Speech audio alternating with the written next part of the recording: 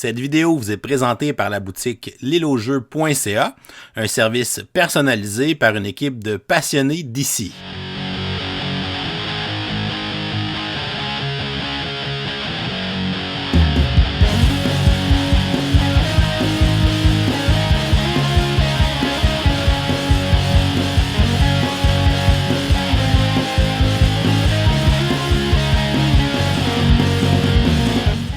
Salut les gamers, bienvenue à Presse Board Game, je m'appelle David. Aujourd'hui à Prototype 101, je vous présente le jeu Deep Dive qui sera édité en 2023 par Flatout Game et AEG. On veut d'ailleurs remercier Flatout Game de sponsoriser cette vidéo de règles. C'est un jeu des auteurs Molly Johnson, Robert Melvin et Sean Stankiewicz qui se joue de 1 à 7 joueurs et dont les parties vont durer entre 15 à 20 minutes. Le but du jeu va être de marquer le plus de points. C'est un jeu de style stop ou encore, donc pousser sa chance avec de la collection d'ensemble dans lequel on va jouer des pingouins qui vont essayer de plonger de plus en plus creux dans l'eau, dans l'océan, pour aller chercher des jetons de nourriture et essayer de faire des ensembles de différentes couleurs pour marquer le plus de points. Alors, Deep Dive, je vous montre comment on joue et ensuite je vous donne quelques informations sur sa campagne Kickstarter. On va installer une partie pour 3 joueurs. Premièrement, on va séparer les tuiles océan par niveau selon le nombre de points qu'on retrouve sur le dos des tuiles. On a des tuiles de niveau 1 à 5 et on peut aussi les reconnaître par les teintes de bleu qui sont pâles pour les niveaux peu profonds et qui sont de plus en plus foncés vers le niveau 5 qui est le niveau le plus profond. On va donc regrouper les tuiles pour faire des rangées pour chaque niveau de profondeur de 1 à 5. Et ensuite, selon le nombre de joueurs, on va retirer un certain nombre de tuiles face cachée. Pour une partie à 3 joueurs, on va aller retirer 3 tuiles de chaque niveau sans les regarder. Chaque joueur va recevoir 3 meeples de pingouins à sa couleur et on va déterminer un premier joueur au hasard qui va débuter avec la tuile premier joueur. Une partie de Deep Dive se joue à tour de rôle. À son tour, un joueur va utiliser un de ses meeples de pingouin pour faire une plongée. Et il va commencer au niveau 1 de la surface de l'eau et il va ensuite tenter de se rendre de plus en plus profond dans l'océan pour tenter de ramener des tuiles nourriture qui vont lui donner des points. Il devra placer ses tuiles dans son tableau personnel pour tenter de faire des collections d'une tuile de chaque couleur pour pouvoir marquer tous les points qui sont sur celle-ci. Mais attention, il y a aussi du danger dans l'océan et les pingouins peuvent rencontrer des prédateurs qui vont les capturer et mettre fin à leur tour de jeu. Il y a aussi quelques tuiles qui auront des effets spéciaux qui nous permettront de plonger de plus en plus profond ou de plonger plus rapidement. Et tout ça dans le but de ramasser le plus de tuiles nourriture pour marquer des points de victoire. Le joueur qui aura le plus de points de victoire à la fin de la partie sera déclaré vainqueur. À son tour de jeu, un joueur va utiliser un de ses meeples de pingouin pour aller faire une plongée. Et sa plongée va toujours commencer dans le niveau supérieur, donc dans le niveau 1 de l'océan. Et il pourra tenter de progresser de plus en plus profond dans l'océan pour évidemment gagner des tuiles nourriture qui valent plus de points. Si jamais le joueur possède dans sa réserve personnelle une tuile de roche qu'il a gagnée dans un tour précédent, il pourrait décider de défausser cette tuile et choisir dans quelle profondeur il va commencer sa plongée. S'il n'utilise pas de roche, il devra commencer sa plongée dans le niveau 1. Lorsqu'on arrive dans un niveau de l'océan, on doit choisir entre gagner une tuile qui fasse visible dans ce niveau, ou bien on peut décider de révéler une tuile et ensuite, selon la tuile qu'on va révéler, il va se passer un effet de jeu. Comme on est au début de la partie, je n'ai pas le choix d'aller révéler une tuile puisqu'il n'y a aucune tuile face visible que je pourrais prendre. Je vais donc décider d'aller révéler la tuile qui est ici. On voit que c'est une tuile avec des bulles d'eau.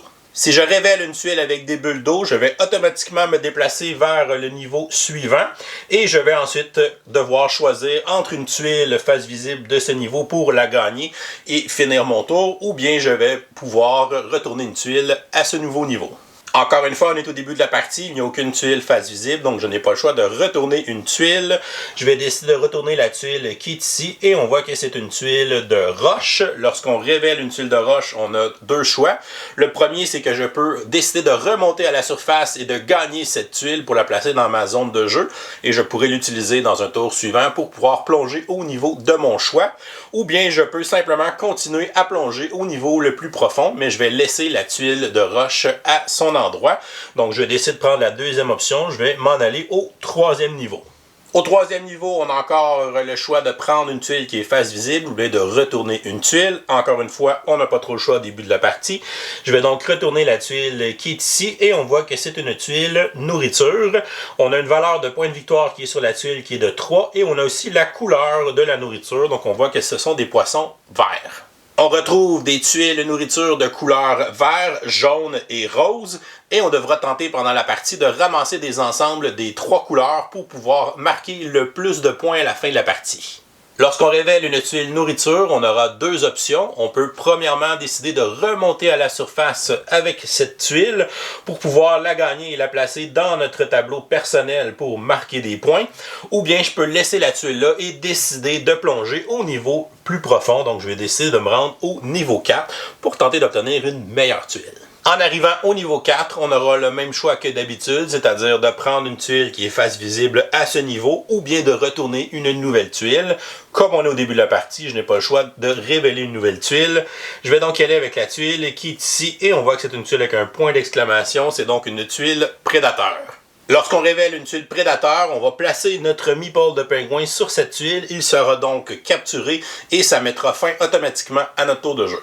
Lorsque un de nos pingouins est capturé par une tuile prédateur, dans les tours suivants, on va pouvoir ignorer ce niveau de profondeur dans notre plongée. Donc le joueur orange pourrait passer du niveau 3 au niveau 5 directement, puisqu'il n'a pas à passer par le niveau 4, puisque son pingouin capturé lui sert de diversion.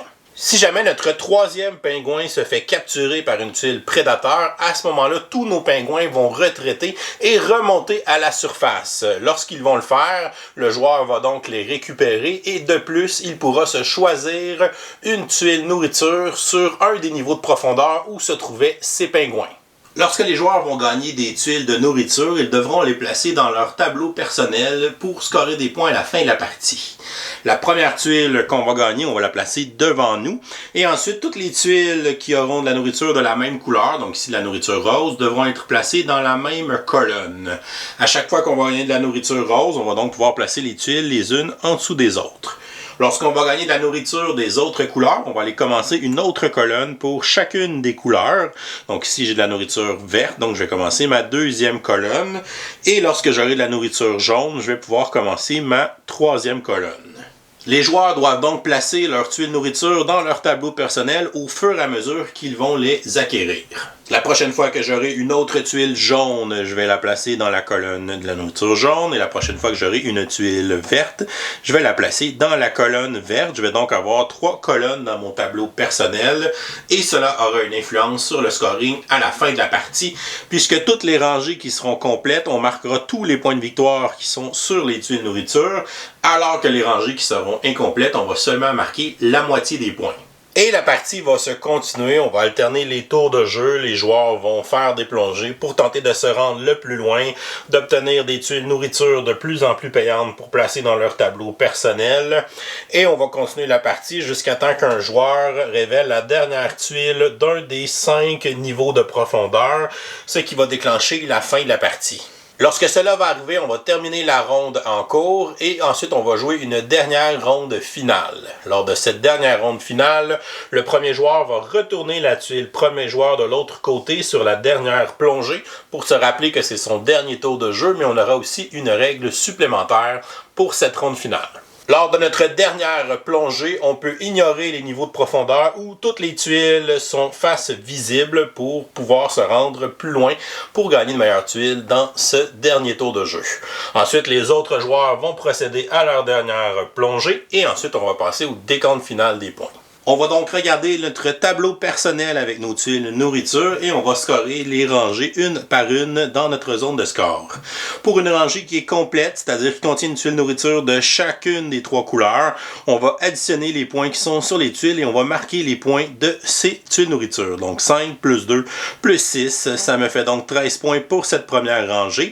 Pour la deuxième rangée, elle est complète aussi, donc je vais faire 2 plus 10 plus 4, ce qui me fait 16 points. Pour mes 2 dernières rangées qui sont incomplètes puisque je n'ai pas ramassé de tuiles vertes, on va additionner les valeurs des tuiles que nous avons et nous allons diviser cette valeur par 2 arrondi à l'entier inférieur. Donc pour ma troisième rangée, 5 plus 6 ça donne un total de 11, divisé par 2 ça fait 5,5, Arrondi à l'entier inférieur, ça fera 5 points pour cette rangée. Et pour ma dernière rangée, 9 plus 1 divisé en 2, ça va me donner seulement 5 points. On va additionner tout ça ensemble pour faire notre score final et le joueur qui aura le plus de points sera déclaré vainqueur.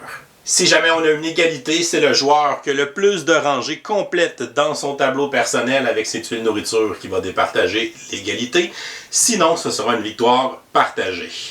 Et voilà, c'était les règles de Deep Dive, un jeu de stop ou encore assez classique dans lequel on va devoir prendre la décision à chaque tour d'essayer de continuer à plonger de plus en plus profond pour tenter d'avoir des meilleures tuiles, mais on peut tomber sur des tuiles prédateurs, ce qui vont mettre fin à notre tour de jeu, mais la tuile prédateur va quand même nous donner un petit avantage dans les tours suivants puisque notre pingouin qui est capturé va nous permettre de sauter par-dessus cette profondeur dans nos prochaines plongées.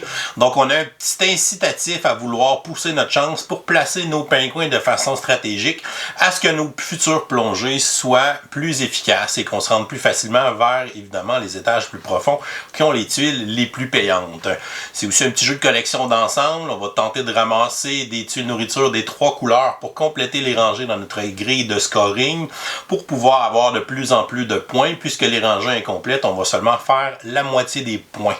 C'est un jeu qui est très facile à comprendre, très peu de règles, c'est un jeu qui est indépendant de la langue, donc on n'a aucun texte sur les composantes de jeu, c'est seulement des symboles et des chiffres, donc on comprend facilement ce qu'on a à faire.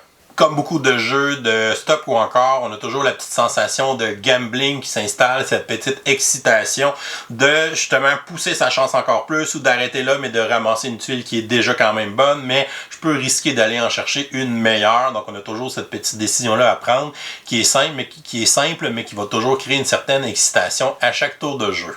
C'est aussi un jeu qu'on a un mode solo à l'intérieur, ça va simuler une partie à 2 joueurs et on va avoir une espèce d'automa à gérer qui est très simple, très facile, qui va progresser de profondeur en profondeur à chaque tour de jeu. Il va simplement retourner une tuile et la gagner dans son tableau et il va pouvoir, lui, aussi scorer des points. Donc, on va tenter, évidemment, de le battre.